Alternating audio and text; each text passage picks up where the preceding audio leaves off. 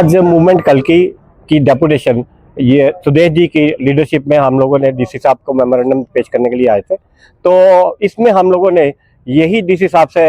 Request की है कि अभी कुछ दिनों में पवित्र नवरात्र शुरू होने वाले हैं, तो नवरात्रों को देखते हुए there are certain facilities which are to be provided to the pilgrimage who are visiting Bahu fort.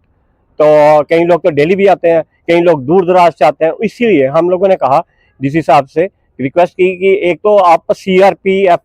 Deploy करिए instead of local police administration, और इसी के साथ हमने उनसे कहा कि lightning arrangement should be made sufficient so that the pathways as well as the other surrounding areas should be kept in a well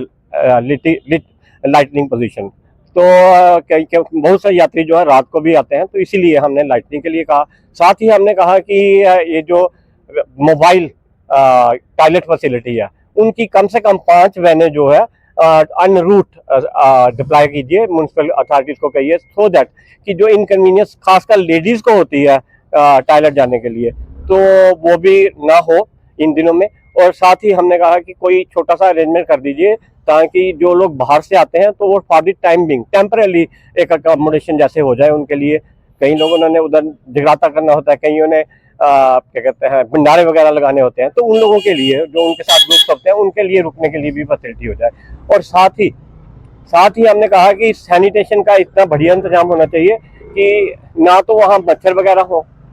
ना वहाँ फिल्थ इकट्ठी हो पाए, और इससे ताकि जो इन चीज़ों से जो अलाइड डिजीज स्प्रेड होती है वैसा ना हो सके। तो डीसी साहब ने हम इस सभी बातों का संज्ञान लिया और हमें श्योर किया है कि जो नवरात्रों में along with the other departments, और हमने एक और सजेशन दिया था कि